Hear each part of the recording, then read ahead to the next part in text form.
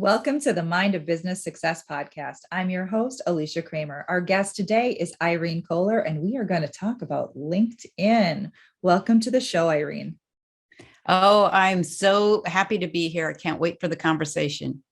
Let's talk about LinkedIn as a tool to grow your business, because a lot of people are looking at LinkedIn almost more from like the corporate side, I think.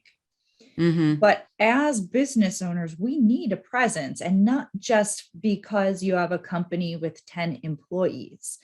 The solopreneur, the entrepreneur, the small business owner, especially the service provider, can get a tremendous amount of value out of LinkedIn. So I'd love to talk a little bit about your area of expertise, your business, and I think that'll kind of give our listeners a good sense of why you know what you're talking about. Yeah. Happy to chat about that. So LinkedIn, especially as you said, for people who are in business for themselves, who are primarily service providers, LinkedIn is so critical because these people, including the two of us, we need to, our business is built on relationships, and those relationships, they depend on our ability to build trust, to engage with people who our target, who are our potential clients or customers. And LinkedIn enables us to do this in a way that is so different than all the other platforms, and even more effective than on one's own website. I mean, people think that, oh, if you want to know about me and how fabulous we are, just go on to my website. But LinkedIn does it in a much more transparent, authentic, and credible way. So in order for those of us who are in business for ourselves, where our business relies on our ability to build that connection in a very trustworthy way, is critically important. I'd imagine that there are some people who are thinking to themselves, this doesn't really fit my business. Maybe they're B2C. But credibility is oftentimes gained from our social profiles. And certainly, each social media platform has its own advantages and disadvantages. So I'm curious your thoughts on those types of businesses, the ones that maybe are not necessarily working to form relationships with potential clients, but perhaps they have a B2C business and they're thinking to themselves right now, I don't know if there's much more that I should do besides just throwing up a profile. Yeah. So LinkedIn, when you say that it's, many people view it as like a corporate presence or a corporate environment. Just historically, I get why people think that.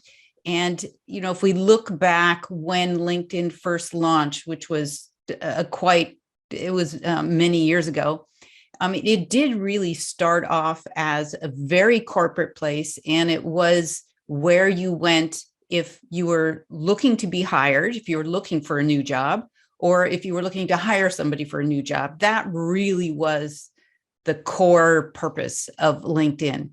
But fast forward to now, and it is entirely a different kind of environment. There are, many people. It's no longer just people who are in corporate roles. There are business owners, solo business owners, creatives, or artists and performers, and all sorts of people that you would think, wait, but they don't kind of fit into this construct, this box that I thought LinkedIn was primarily to be used for. And they find really fabulous success because they're using LinkedIn in a way that fits for them, right? And so they're not there like posting news articles from the industry or something, they're showing up as themselves. And that really resonates with people. That's another huge shift from LinkedIn, from the what was more of a corporate presence to now a more just very authentic individual presence, is that we don't need to come across as always sharing, being very buttoned up presence and just sharing news and articles and all of that. You see more and more people just sharing something that happened in their day, and they're just shooting a 60-second video on their phone. So the expectation is very different in terms of how real we are and what the definition of a professional is. And the other thing I want, if I can add one more point to that, is when, say, for example, people who are more creative or who feel more comfortable with, say, Instagram or some other place that has like visual content, or it's more ephemeral, sort of in the moment content. If we do that, and if we are effective at it, like we're doing a good job and people are really engaging with our content, and they think, wow, this person really knows, like I see Alicia posting this content and she's really bright and so fantastic. I wonder what her background is. I want to learn more about her. So where they end up going is, well, LinkedIn, everybody knows that's the place to really see somebody's background.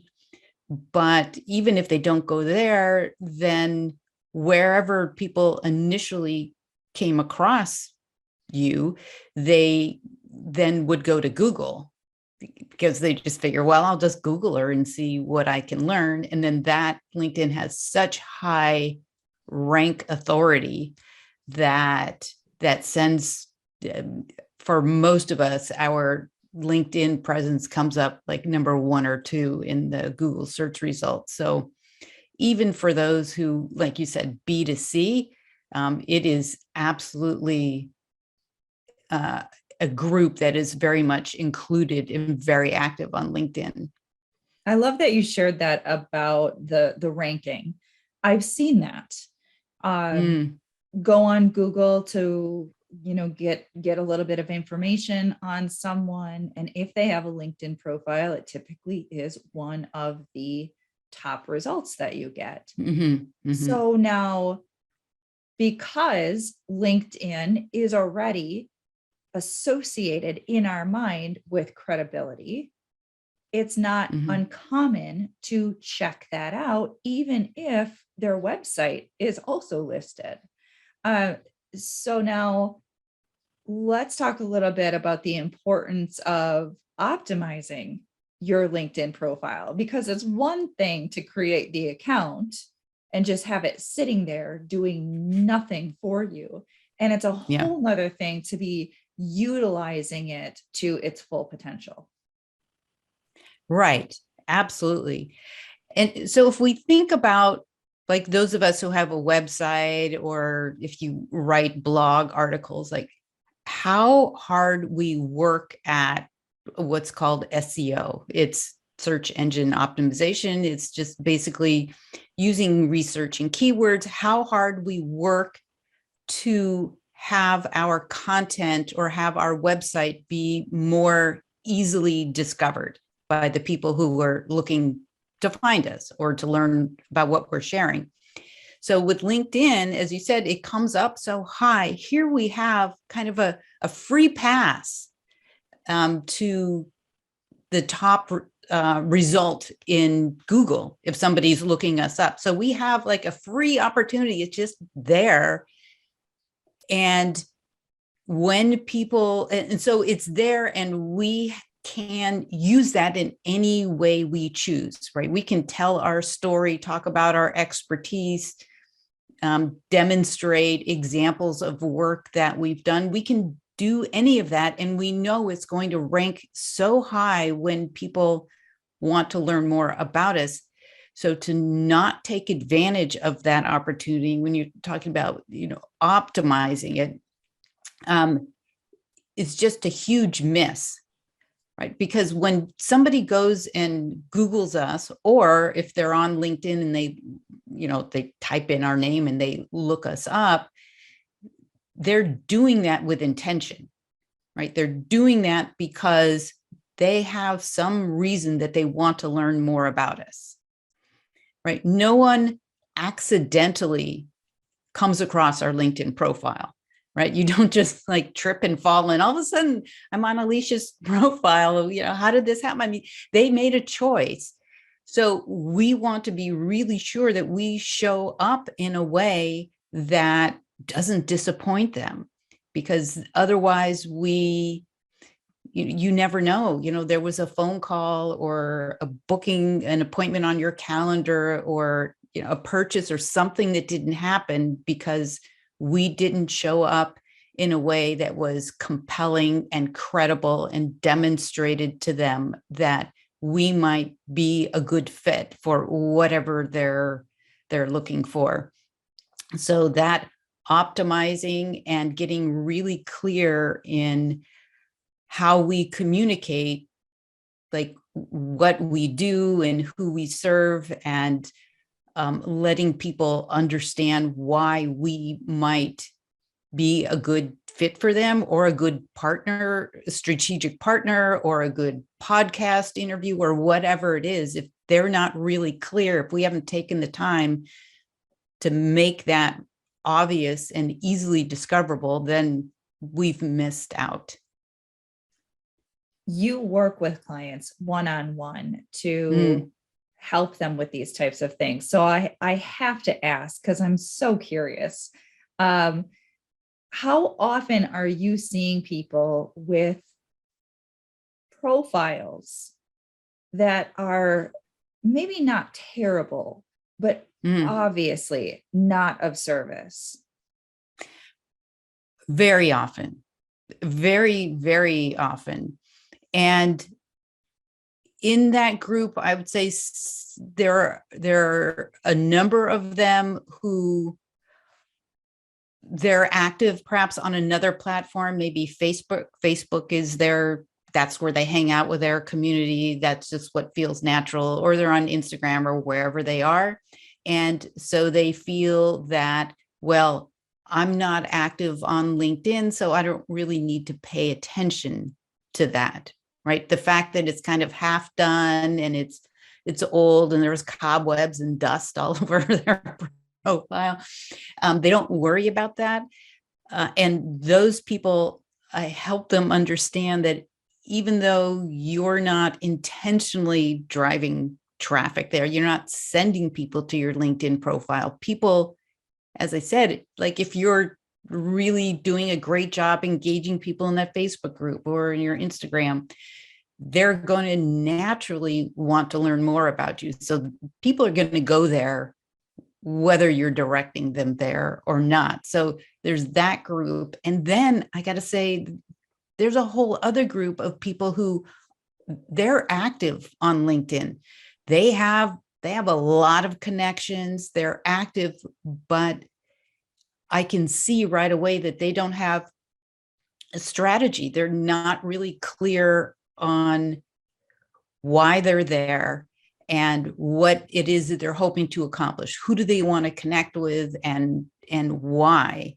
And I mean, we all know that if we're not clear on it ourselves, then we're not going to be able to, with any clarity, have someone who visits our profile be clear.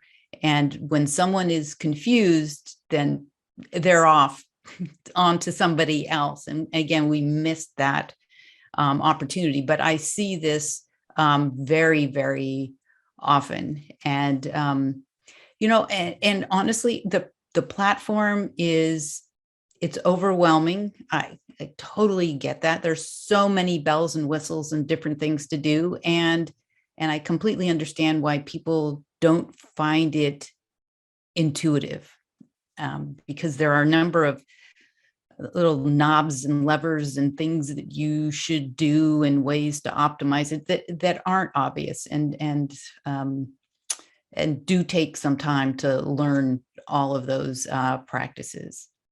Well, I know that I personally have come across people's profile, and every once in a while you'll see one and you're like, oh, that's really good. Mm. And there's value in that. That's marketing real estate we're talking about. Mm-hmm. So let's just talk a little bit more then about the differences between LinkedIn and some of the other platforms. There's nothing wrong with if Facebook is your guilty pleasure, right? You can still be doing that, but there's Yeah. value in having your other social profiles optimized, whatever they may be, because other people's uh, social media of choice may be a different one, and that is still your prospective client or customer or referral partner or strategic partner. So we're missing opportunities when we have the blinders on. I'd love to talk a little bit about some of the things that you can do with LinkedIn that maybe you can't do with other Mm-hmm. social media platforms. Right. And first I'll say, yeah, absolutely. I'm not, I mean, to your point about like if Facebook is your, that's where you have your community and that's, where you're comfortable. I'm not suggesting that people focus on LinkedIn at the exclusion of something else. But at the same time, I never recommend that somebody tries to be everywhere all the time. We just spread ourselves too thin, and that is just not generally sustainable. But LinkedIn is really the most trusted hub of your personal brand, of your reputation, of your credibility for the expertise that that we claim to have.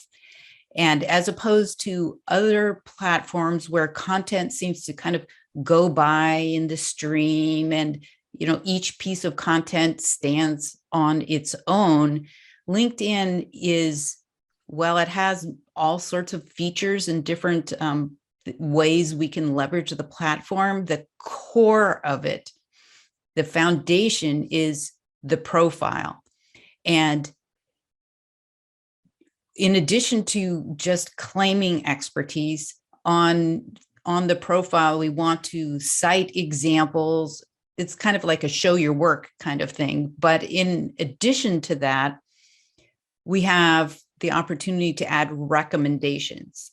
And the reason that recommendations on LinkedIn are so different than other platforms, including so many people put testimonials on your own website, which is great. And absolutely everybody should do that. But I don't really know who those people are, right? Is that, are those family members? Are they real people? I mean, we just don't really know, because most of us make a nice graphic of it and put it on the website. But on LinkedIn, I can see everyone who's recommended you. I can click on their name.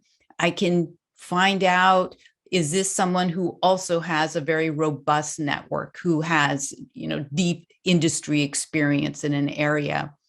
Maybe I even share some common connections with that person, so that makes it feel much more credible. I can also see the people that you have written recommendations for. And so sometimes I really dig in and I see, when I start seeing all the same people that someone gave recommendations to and then received recommendations from, I know it's just swapping.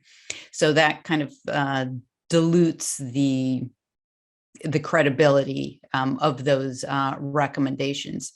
But it is definitely seen as a more transparent way to get to know a more 360 view of who someone is, their skills, their personality, what they'd be like to work with, some words of endorsement from people who do have real world firsthand experience working with them. So all those components are important. All right. So now we dug into LinkedIn, and now I have to dig into you. So you've been in business for a while now. I'd love if you would share with us maybe just one mindset obstacle that you personally had to overcome in order to get to where you are today. Ooh, there've definitely been a number of them. I'll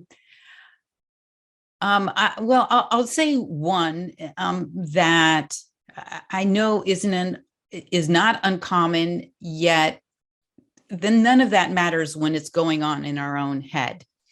And that is, for example, I help people with LinkedIn. There are a lot of people who do that, right? So there have been times where, early on where I wondered, like, am I really doing something that's different? It's so easy to compare ourselves to other people.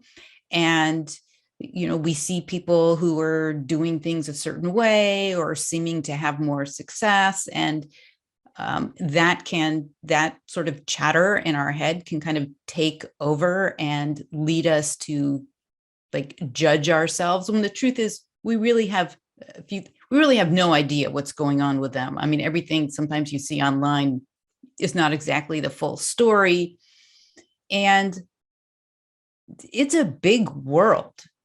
And I have a certain personality and a certain style and a certain way that I like to work. And there are a number of people that they really resonate with, and, and we connect, and, but it's not for everybody. And that's completely fine. But it's taken, it did like live in my head for a while that, is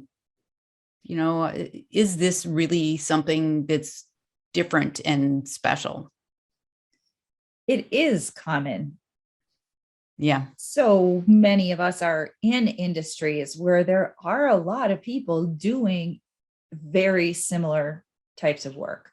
My goodness, the number of mindset coaches, right? It's like the popular, it's like the trend now, everyone's a coach, everyone's, a this or that or whatever.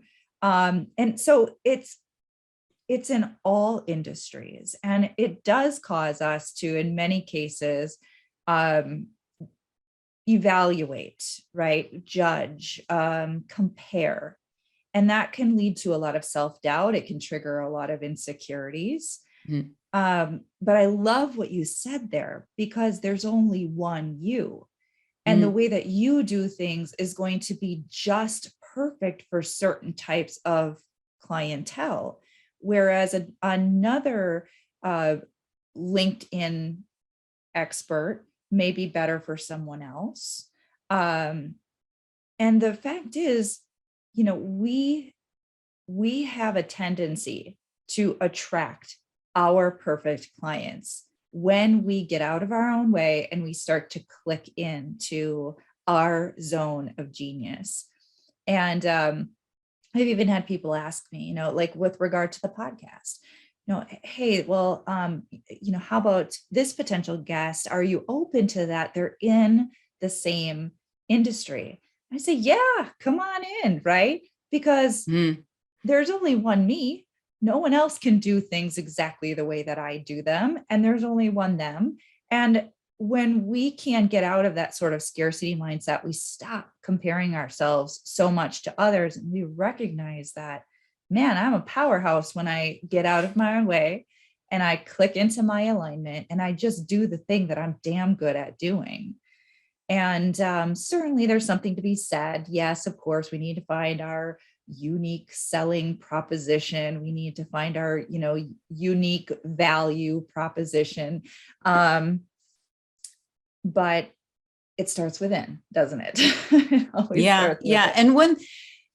And one thing I'll add is that this is a point that is a hurdle for so many of my clients who are also feeling that way and struggling with, how do I like tell my story? What's the narrative about what I do? Because, I mean, you said most of us, we are not the only one. Almost all of us, we're not the only one who has like certain key central skills.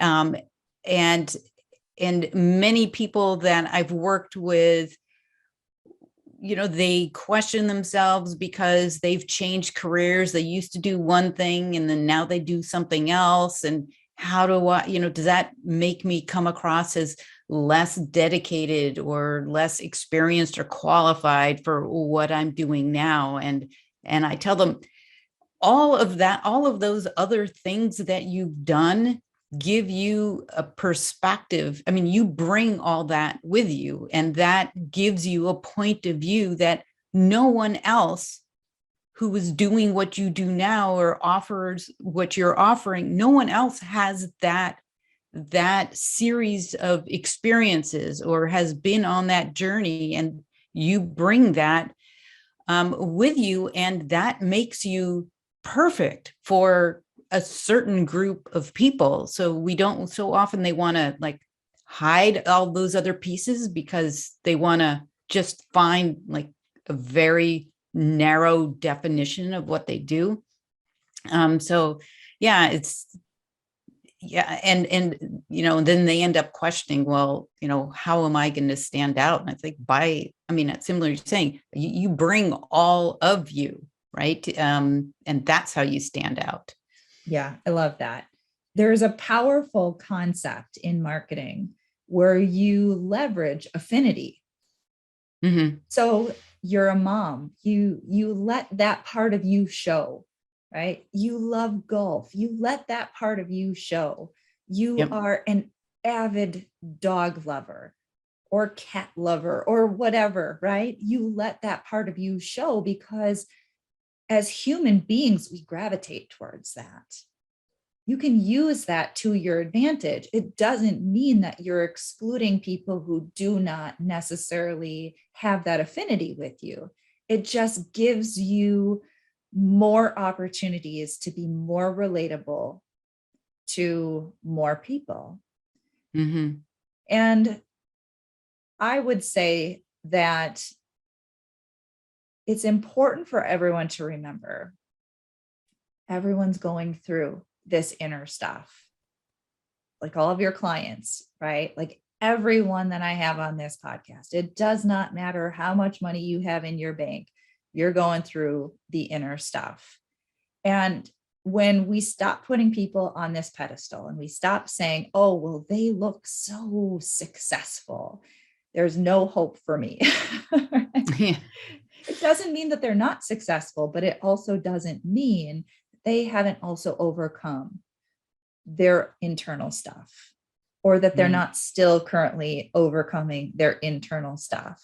And that's a huge message that I love to convey through this show, is even the guests that I have on, that they're doing amazing, hundreds of millions of dollars flowing in through their multiple, in some cases, businesses. They're still working through imposter syndrome and self-doubt and feeling insecure. It's natural, it's normal, it's okay. It does not mean that you do not have all of the potential within you to achieve everything you want to achieve. So Yeah, I want to perfectly said. Yeah. Yeah. Beautiful. I want to give you an opportunity, Irene, to share with our listeners how they can connect with you, because I am sure there are some people who could use some help with their LinkedIn profile. So can you let us know how our listeners can connect with you? Absolutely. One option is to connect with me on, guess what, LinkedIn. That seems an obvious place. I would love to have people reach out to me and just include a little a note, that you heard me on the podcast, and I would love to get your thoughts and connect. And I have an easy place is at connectwithirene.com. And there will be more information there. But that's just an easy way to stay in touch. Awesome. Thank you so much, Irene. This was a great conversation. Very important too. A lot of people, they're so busy with this marketing tactic and that marketing tactic, and they're missing out on stuff that is so readily available, and overlooking the tremendous value that they already currently have at their disposal. So thank you so much for having this discussion with me today. Oh, I appreciate your interest and very happy to share the information. So thanks very much, Alicia. And of course, I have to thank all of our listeners. We're doing this for you. If you haven't already subscribed, please make sure you do so. And until next time, we will see you in the next episode.